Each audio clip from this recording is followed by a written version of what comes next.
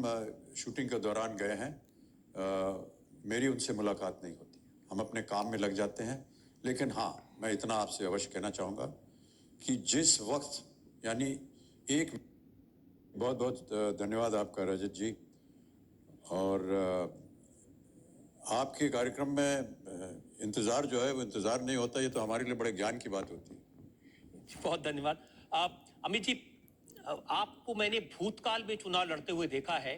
देखिए, 1984 में जब मैं चुनाव मैंने लड़ा था तो वो एक बहुत ही एक भावुक निर्णय था मेरा।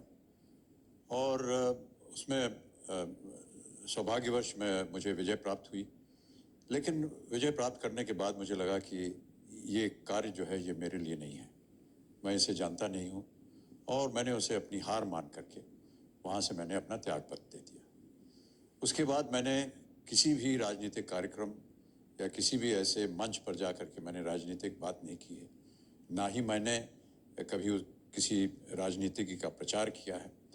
और मैं केवल राजनीति से दूर रहता हूँ क्योंकि मुझे वो आती नहीं, और वो एक काल्पनिक एक कहानी है।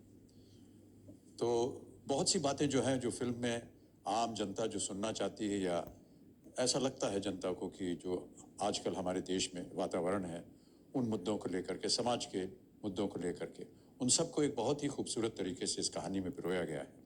और उसमें काम करने में जाहिर है कि हमें अच्छा लगा है। मैं ये नहीं कहूँगा कि राजनीति जो है वो बुरी बात है। मुझे वो नहीं आती थी, इसलिए मैंने वहाँ से अपने आप को अलग कर लिया। उसे मैं अपनी हार मानता हूँ। लेकिन फिल्म में जो है, मैं इस कार्य को थोड़ा बहुत मैं जानता हूँ, और मैं उम्मीद करता हूँ कि आगे भी फिल्मों में ही काम करता रहूँगा।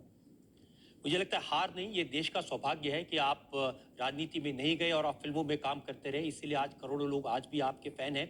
अमित जी, नरेंद्र मोदी ने जो कुछ कहा आपके बारे में आपकी अदालत में, वो पूरा डिटेल, लेकिन नॉर्मली वो किसी की तारीफ नहीं करते हैं, और आपकी बहुत तारीफ की। और सबसे बड़ी बात उन्होंने कहा कि आपने जो पूरा कैंपेन किया उसके लिए एक पैसा नहीं लिया।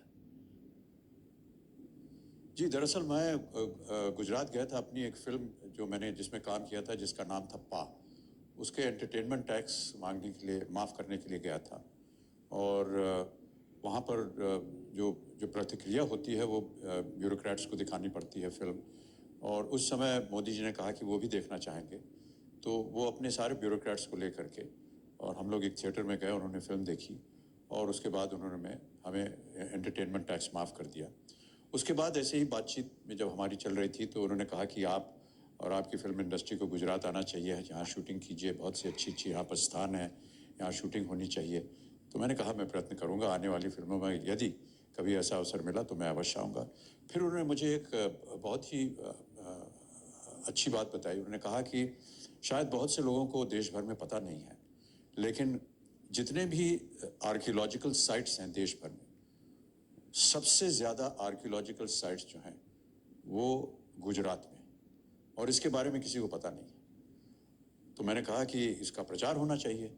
तब फिर ये एक कार्यक्रम बना जहाँ पर उन्होंने मुझसे कहा कि अगर आप इसका प्रचार करेंगे तो कैसा रहेगा। मैंने कहा मैं अवश्य करूँगा। और देखिए, निःशुल्क मैं ये काम करता हूँ, न केवल गुजरात के लिए, हर जगह जहाँ मैंने इस तरह का प्रचार किया है जिसमें देश की उन्नति हो, बढ़ोतरी हो, उसमें मैं धन की बात करता नहीं हूँ, क्योंकि मैं ऐसा मानता हूँ कि ये इसमें देश की प्रगति होती है। गुजरात जो है वो भारत का एक बहुत ही महत्वपूर्ण अंग है, और यदि वो वहाँ की जो टूरिज़्म है उसके बारे में मैं चर्चा करता हूँ, तो न केवल गुजरात का बल्कि पूरे देश का एक उज्जवल भविष्य बनता है। और इसी इरादे के साथ मैंने उसे किया। मैंने उनसे भी पूछा था कि आप